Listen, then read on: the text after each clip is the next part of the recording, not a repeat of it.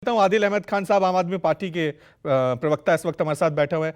खान साहब, क्या ये नए तरीके की राजनीति आप शुरू कर रहे हैं ना, या फिर आपके पास वाकई में जिस तरह से हम चर्चा कर रहे हैं नेताओं की कमी है, लीडर की कमी है? अरविंद केजरीवाल अगर जेल में चले गए तो आपके पास कोई लीडर नहीं है कि आप उसे मुख्यमंत्री बना सके, इसीलिए जेल से सरकार चलेगी क्या? देखिए रवि भाई, अंदर बैठा केजरीवाल बाहर वाले केजरीवाल से ज्यादा खतरनाक है।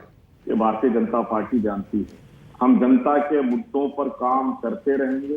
भारतीय जनता पार्टी को जितनी जांच कराना है करा ले, एक बात। दूसरी बात, अभी इन्होंने बहुत सारे नाम बनाए।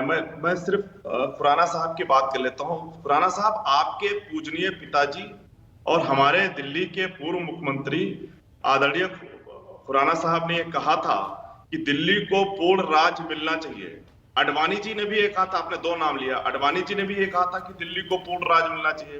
पर अफसोस ये है कि आप अपने पिताजी के कहे हुए वाक्य से पलट गए, आप अपने अडवाणी जी के कहे हुए वाक्य से पलट गए और माननीय सुप्रीम कोर्ट के फैसले को चोर दरवाजे से सत्ता के अहंकार में पार्लियामेंट में लाके पलट दिया। एक बात। दूसरी बात, आपने कहा कि इस पूरे केस में मनीष सिसोदिया जी, संजय सिंह जी, विजय नायर जी और हमारे नेताओं को जमानत नहीं मिली। मैं आपके चैनल पर रवि भाई बड़े जिम्मेदारी से एक सवाल पूछना चाहता हूं कि हरीश खुराना जी आज बताएं, एक व्यक्ति बताएं जिसको पीएमएलए केस में गिरफ्तार किया गया और उसको कोर्ट से जमानत मिली हो। सिर्फ एक व्यक्ति मिली है जमानत, उसका नाम है शरद चंद्र रेड्डी।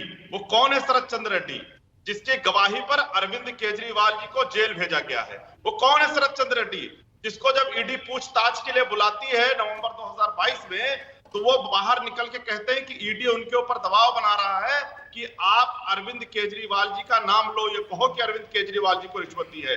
ये वही शरद चंद्र रेड्डी है जो कहते हैं कि हम कभी अरविंद केजरीवाल जी से नहीं मिले। वो कहते हैं हम आम आदमी पार्टी के किसी नेता को नहीं जानते हैं। दूसरे दिन उनको गिरफ्तार किया जाता है ईडी द्वारा, लगभग 6 महीने जेल में रखा जाता है। जब भी कोर्ट में आए कई बार उन्होंने कहा कि उनके ऊपर दबाव बनाया जा रहा है कि अरविंद केजरीवाल का नाम लो।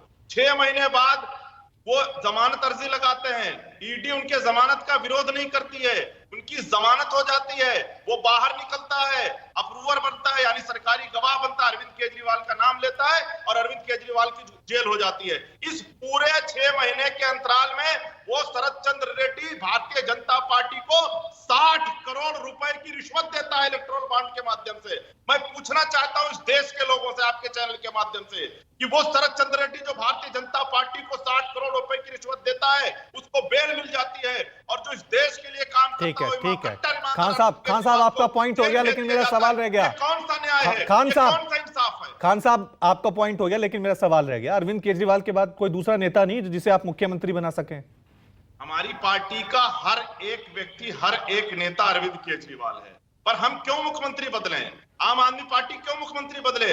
जेल से सरकार सुचारू रूप से चल रही है और चलेगी। अरविंद केजरीवाल जी कल भी मुख्यमंत्री दिल्ली के थे, लेकिन जो 2 लेटर आए हैं, 2 लेटर आए अरविंद केजरीवाल को लेकर, उसको लेकर सवाल उठा दिए गए कि किसकी परमिशन ली गई? जेल अथॉरिटी की परमिशन नहीं है, ये लेटर केजरीवाल के ही है नहीं है, इसको लेकर भी सवाल उठ गए हैं। मैंने पहले कहा कि बाहर बैठा हुआ, अंदर बैठा हुआ अरविंद केजरीवाल बाहर वाले से ज्यादा खतरनाक है। भारतीय जनता पार्टी विचलित न हो। अभी आप देखिए क्या क्या होगा। दिल्ली के जनता का काम सुचारू रूप से चलता रहेगा, और ये भारतीय जनता पार्टी कौन होती तय करने वाली? ठीक है मैं दिल्ली की जनता तय करेगी, ये तो दिल्ली के चुने हुए विधायक तय करेंगे। ठीक है मैं नीरज मिश्रा की तरफ, ठीक है नीरज मिश्रा की तरफ जाऊंगा, लेकिन उससे पहले खुराना साहब जल्दी से जवाब दीजिए। अभी मेरे भाई ने बोला कि पीएमएलए में ऐसा कौन सा व्यक्ति नाम बताए। भाई आप ही के मित्र हैं संजय राउत, मालूम है ना, नाम सुना होगा आपने शायद, जरा चेक कर लीजिए गूगल, उनको पीएमएलए में ही बेल मिली थी।